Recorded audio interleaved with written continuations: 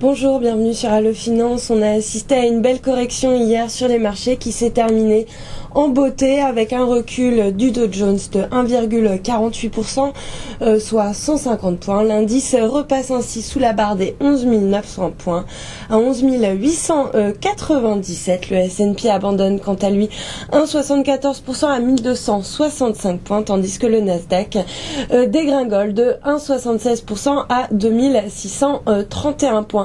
Une correction qui s'est d'ailleurs accompagnée d'une explosion du VIX, l'indice de la volatilité. Alors le VIX qui s'est envolé hier de 16,5% pour atteindre 21,3 points. Plusieurs raisons expliquent cette consolidation qui dure depuis maintenant 6 semaines aux États-Unis. Alors d'abord, les Européens s'avèrent toujours incapables de trouver une solution commune au problème de la Grèce, alors qu'une restructuration paraît de plus en plus inévitable. Mais la BCE continue de farouchement s'y opposer. La défiance pèse sur le secteur bancaire européen, puisqu'on ne sait pas précisément à quelle hauteur elles sont exposées aux dettes des pays périphériques. D'ailleurs, l'indice iTraxx ce matin qui répercute donc la prime de risque sur les banques grimpe encore de 10 points pour toucher un nouveau record de défiance à 237 points, signe que la tension est donc à son paroxysme sur le dossier grec, ce qui fait plonger d'ailleurs la monnaie unique sous le seuil des 1,42, un mouvement qui continue encore ce matin puisque l'euro s'échange actuellement à 1,41 28 face au dollar, bien sûr.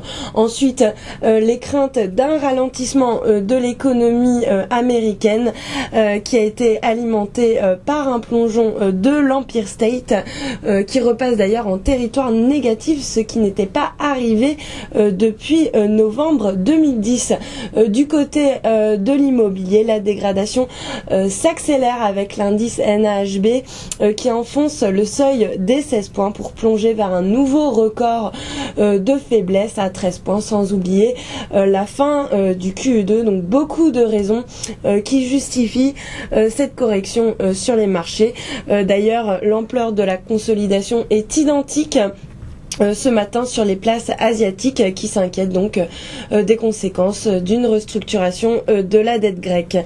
Tokyo abandonne 1,7% à 9 411 points.